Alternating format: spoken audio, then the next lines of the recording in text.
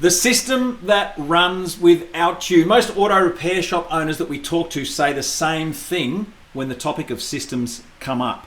I know I need them, but I just don't have the time to build them. We totally understand that. And it makes complete sense when you consider it that you're booked out, there's text to manage, there's jobs that you need to get out of the door, and you're booked solid.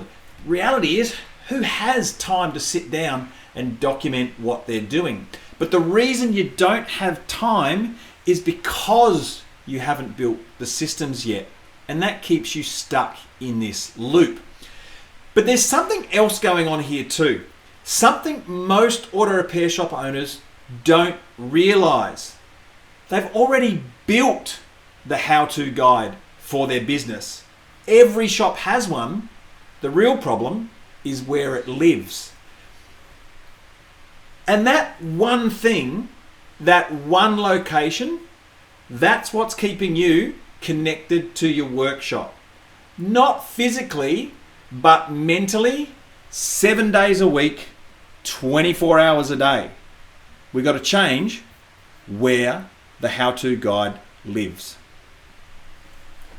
Welcome to the A-Grade Auto Repair Shop Show, where successful seven-figure auto repair shop owners, where you'll learn what successful seven-figure auto repair shop owners do differently for more profit and more freedom. In a minute, I'm going to show you the 3 places that a how-to guide actually lives.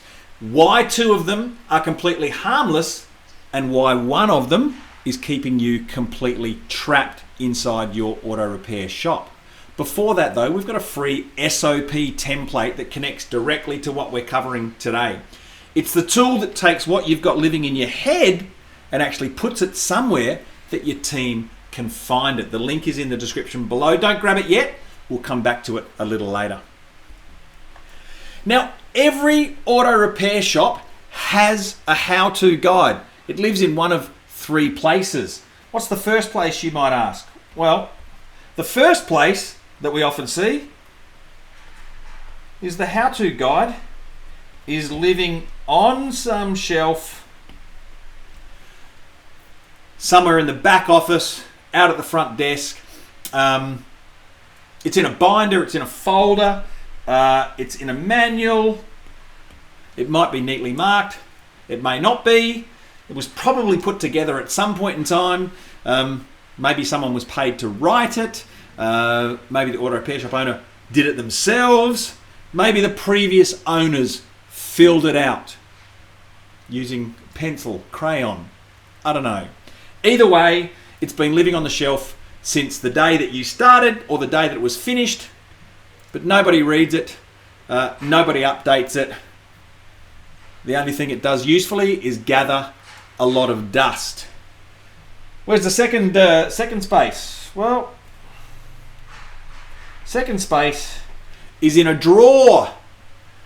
Opened up, pop in there. It's probably a bunch of post-it notes, maybe a few handwritten pages, maybe some dot points, some ramblings, incoherent ramblings that have been strung together when someone asked how something was done or where to find something, some point over the time that you've been running the auto repair shop yourself. So technically it exists, but much like this one, it's not being used, not being seen. It's just gathering dust, this time inside the drawer. These 2 are harmless. Got them, great, but the reality is that they're still not being used. But here's the 3rd version. This is the one that is quite harmful, and it's really the point of today's training is to help you understand how important it is to update, upgrade, and replace this how-to guide. Because where does this one live?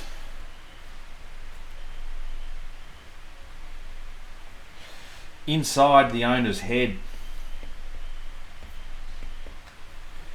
The how-to guide lives between your ears, that 6 inches of space where all the knowledge, all the information, all the wisdom, all the decision-making capacity and capability actually exists.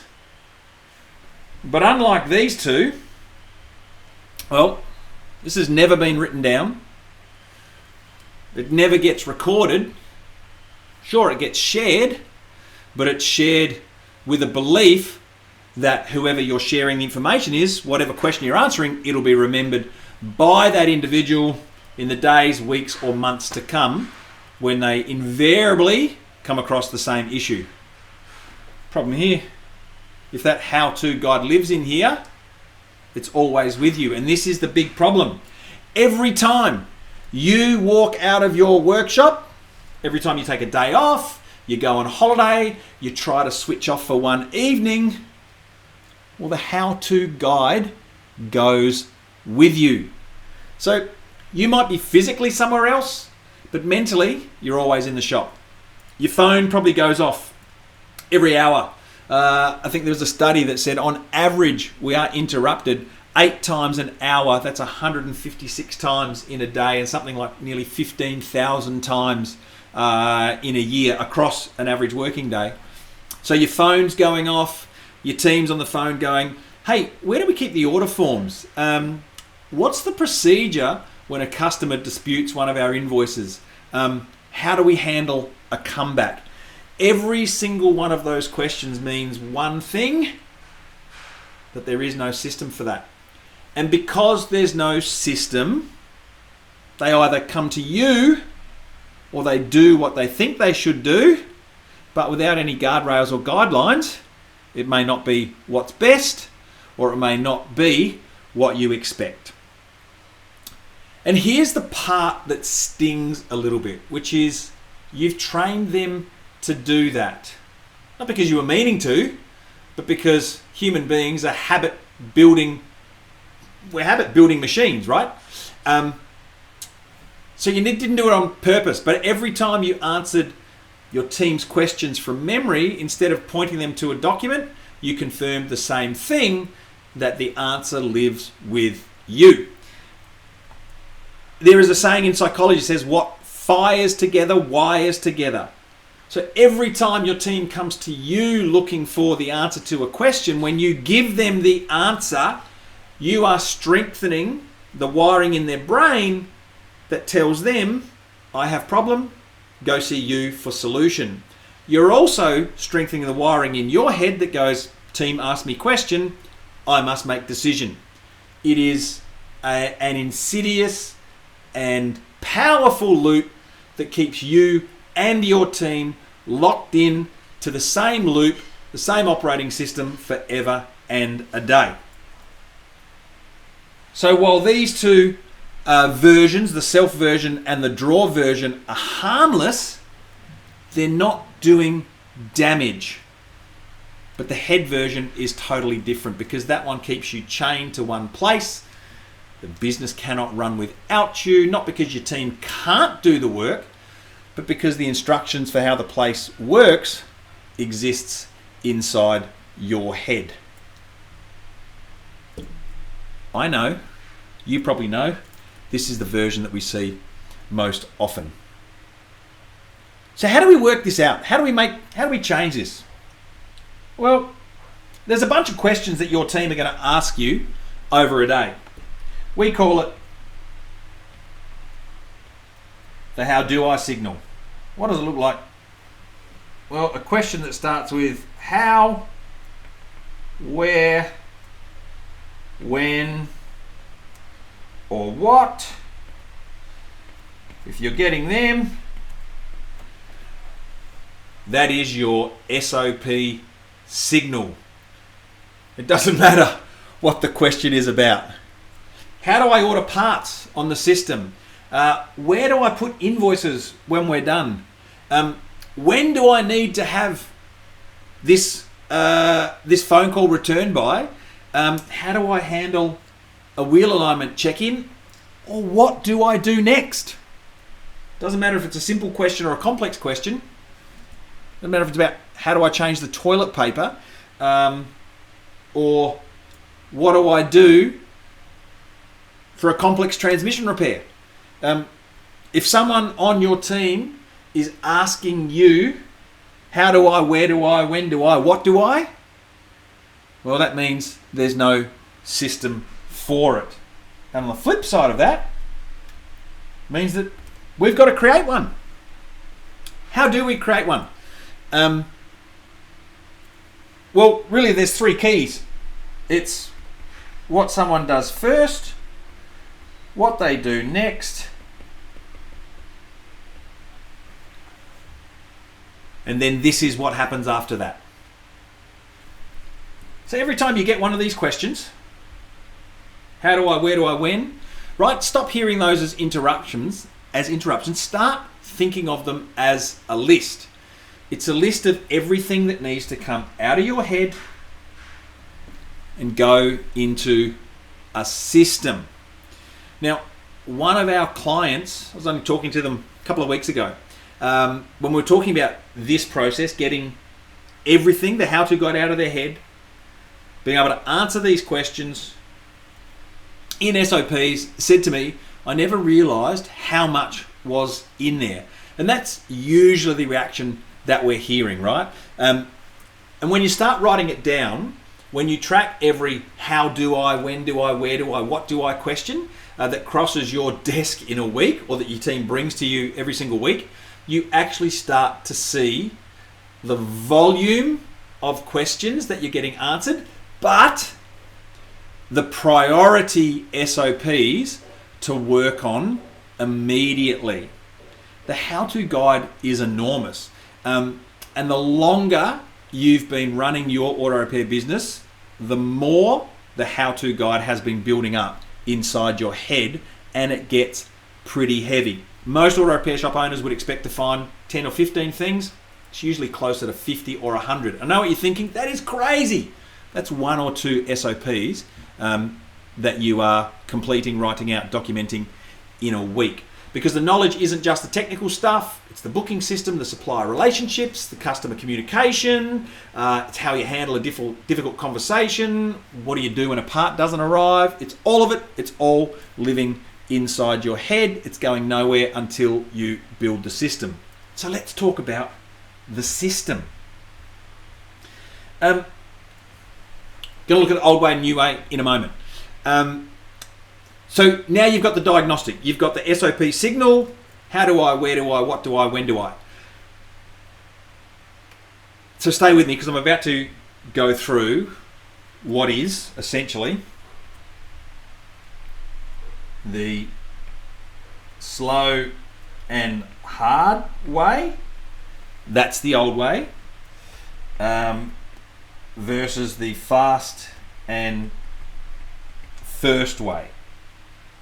Stick with me on that. Before that, I said at the start of the recording, we've got a free SOP template.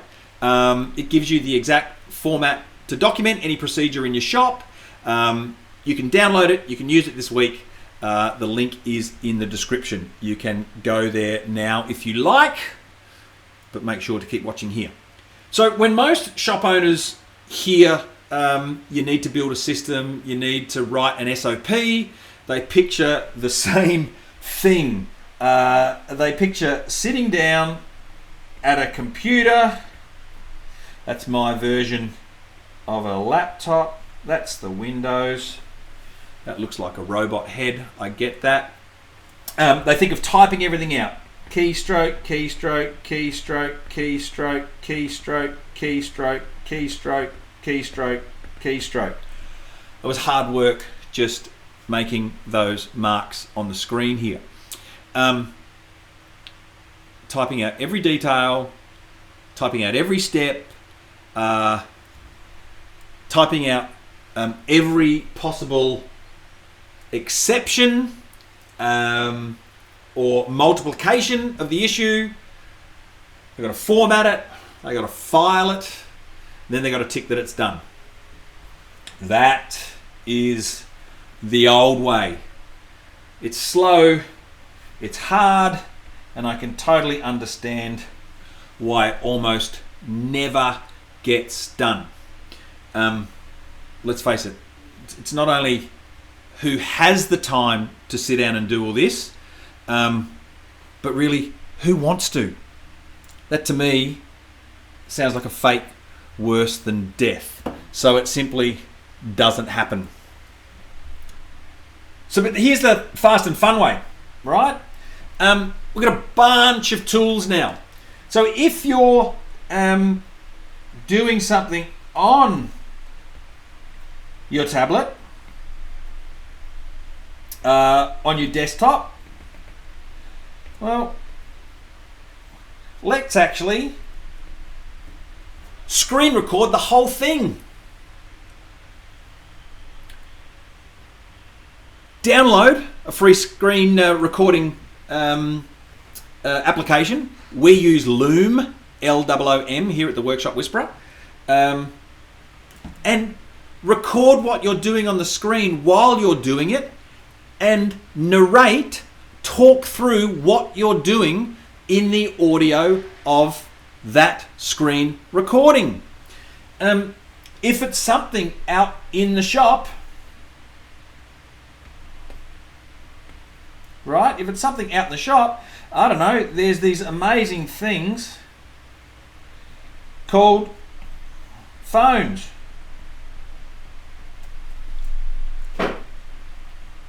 Go to your camera section, and again, film what you're doing while you're doing it. We've had members inside the engine room that have actually got GoPros that they use strapped to themselves and record and talk what they're doing, why they're doing it. What's the beauty about this? Well, the SOP becomes systematic and it becomes sequential. You don't have to think about what's step one, what's step two. Simply document what you're doing when you do it.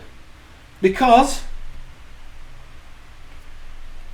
it's really fast and your SOP is done on the first go. Does it need to be perfect? No. Might you forget something? Yeah. But you just add the addendum, you just video it and add it into the system after it's all completed. So if it's something physical, if I make this, I'm just going to... So it doesn't matter what it is. All we're saying is record what you're doing, talk through what you're doing, and then you take this transcription, this part, or the audio, put it into a free transcription tool, rev.com. If you record with Loom, it produces the transcription for you automatically. You've got something for your team to watch and something for your team to read. That's important because 82% of information is taken in through our visual pathways. So if you hand someone a written SOP with no visuals, you've already lost most of the audience before they've even started. The video does most of the work. If they don't understand something, they can pause, rewind, watch it again. The transcript becomes the insurance for the SOP. So the new way, the fast and first way, document what you're doing, screen record or video, narrate what you're doing, hand that audio over to be transcribed, add that into your file. It's fast, it's easy, it actually gets done. If you did one of those a week, you'd have 50 SOPs by the end of the year. 2, you'd have 100. 3, 150. The other part is you can have your team document what they're doing while they're doing it. You don't have to build every SOP yourself. So if you've ever asked yourself the question, how do I get away from this place? This is the answer. Systems are the key to freedom. That's how you take a real holiday. That's how you actually get to be in a spot to switch your phone off. It's the way you move yourself to be able to work on your business, not in it. Have everything run through your systems. So let's ask a few questions here first. So first off, question is, where is your how-to guide living? Is it just in is it on the shelf? Is it in the drawer? Is it living inside your head? Be honest, it's probably living inside your head, but that's where the work starts. The shop owners who we work with inside the engine room and $1 Million Boardroom Mechanics, the ones who have built real freedom, who get to enjoy real time off without the phone going off. They didn't get there by working harder. They got there by extracting all the information that lived between their ears and moving it somewhere that their team could access. Where is the somewhere? It's online. It's in Google Files, OneDrive, whatever your digital system is that your team can access and you can control access to. That's where it lives. Second question is the how do I? What was the last how do I question that your team asked you? Write it down. That's your first SOP. How do we replace the toilet roll? It's a really simple one. Fund a video in some weird way. But that's your first SOP. You don't need a planning weekend. You don't need to hire Lean Six Sigma business consultants to come in and help you do that. It's not a big project. It's just one question. It's one procedure. Film yourself doing it. Talk through it. That's where it starts. And question 3, what's one task you're currently doing that you could document this week? Pick one. Doesn't have to be the most complex, certainly doesn't have to be the most important, but if there's something you're going back into your workshop to do tomorrow, especially online, download Loom, record what you're doing, first SOP, voila, give yourself a tick. Like I said, put it somewhere your team can find it. We use Google Drive. That's where all of our SOPs live. That's the beginning of a system that runs without you. While the how-to guide lives inside your head, you're stuck. It stays there. That system can't leave the workshop. That means physically you can, but mentally you can't. That's a recipe for blowing up, burning out, or breaking down. If your team asks you, how do I, where do I, what do I, when do I, that's a systems issue. Document it. They can go find the answer themselves. When the system exists, the team goes to the system. When the system doesn't exist, the team comes to you because you're the folder, you're the file. That's where things live. Systems create freedom. No systems means no freedom. It really is that simple. So if this episode has you thinking differently about your business and you'd like to find out how we help auto repair shop owners build businesses that don't depend on them using systems that actually set them free, then click the links in the description below.